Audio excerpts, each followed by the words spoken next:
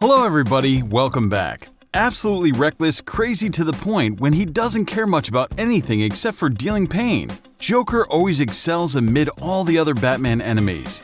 His representation in movies as well impresses with diversity.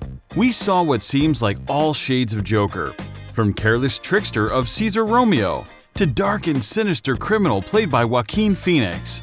Together, let's unravel the evolution of Joker's character in movies and TV shows. And here we go. Cesar Romero, the pioneer on the TV who introduced Joker to the world. Cesar Romero laid a great foundation for the villain's character to evolve. The actor hit both a big screen in 1966 with Batman movie, as well as TV broadcast with the same name show during the 1960s. Joker, played by Cesar, is almost harmless to the point where his greatest crime is an endeavor to take control over Gotham with a flying saucer. He is a little bit lunatic, obsessed with bad puns, but still fun to look after. The difference between the mentally ill Joker we see now is obviously, back then comics were considered children's entertainment, so all characters' contradictory adventures were censored at the behest of concerned parents. Jack Nicholson. When Tim Burton decided to bring to life the fandom, 20 years had already passed since the last time viewers saw Joker somewhere aside from cartoons. The series, of course, gets turned on its head, all thanks to Jack Nicholson and his outstanding acting in 1989 Batman movie. This new Joker is mad, and unlike his predecessor, he isn't afraid to use violence. Those who are brave enough to oppose him are usually found brutally killed. He draws attention like a magnet, and it wouldn't be an exaggeration to say he was the real star of the movie. Nicholson's work was revolutionary for that time. His role managed to inspire a renewed interest in whole Batman vs. Joker never-ending battle. You can call me Joker.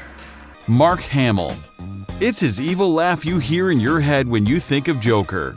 Mark Hamill gave his voice to the villain in the 1992 through 1994 Batman the Animated Series, that are now remembered by millions as a cartoon of their childhood. The Clown Prince of Crime has united Nicholson's character with the sentiment of the British aristocracy. Mannered and genteel at one moment, the next second you see him laughing hysterically at his funeral pun. Mark Hamill's work was so outstanding that game developers refused to recognize anyone except for him when Arkham series' main villain's voiceover actor was being chosen. His voice you also heard in The Killing Joke outstanding spin-off. Heath Ledger. Joker, played by Heath Ledger in 2008, The Dark Knight, is probably one of the most known and loved adaptations of the villain.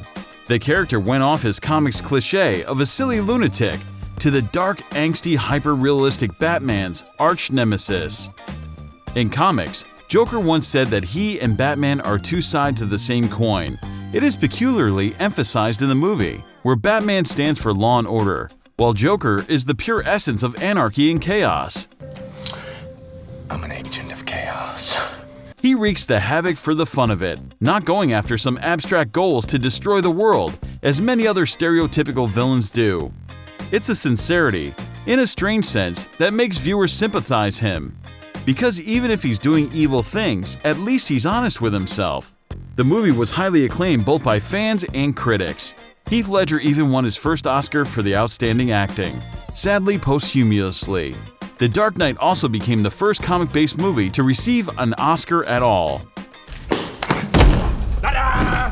It's gone. Cameron Monaghan.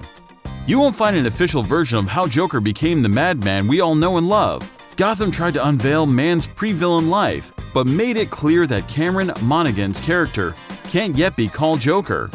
Although it's obvious that the cut-off face and crazy makeup have something in common with New 52 Universe scoundrel, the plot twist of the 2015 series still makes fans have brain freeze. If Jerome Valeska would finally turn out to be the Crown Prince of Crime, then we would get yet another badass version of the villain. This Joker is full of rage because of his unjust fate, but only in the beginning.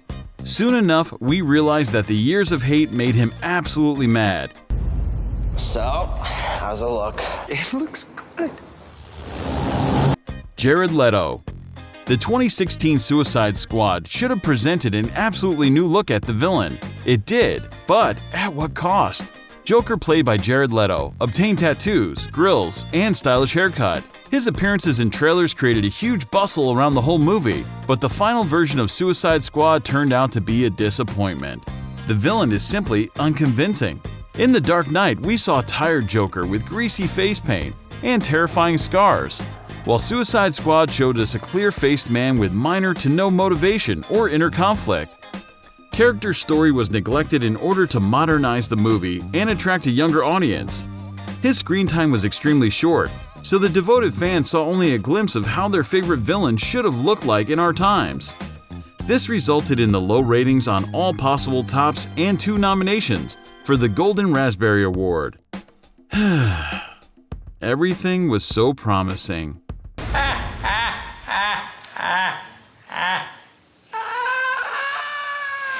Joaquin Phoenix. The movie of the laconic name Joker hasn't yet come on the big screen, but already managed to win Golden Lion. According to promises, it will show how a regular man can break apart because of a series of misfortunes. Is it just me? Or is it getting crazier out there? The foundation for its creation was laid by the Killing Joke novel, which tells the story of an unlucky comic who establishes as a Joker. All it takes is one bad day, says villain. And it seems like soon enough, we'll witness what exactly should happen to a man so he'd become the worst nightmare of Batman. Joker, played by Joaquin Phoenix, is grumpy and gloomy. It doesn't seem like his child-appropriate early versions in neat costumes. And it's also supported by the fact that the movie received an R rating because of its disturbing content. Murray, one small thing. Yeah. When you bring me out, can you introduce me as Joker? While we all look forward to seeing the new cool Joker, share in comments who is your favorite villain's version and why. Thank you so much for watching. If you like this video, give us a like, comment, and subscribe.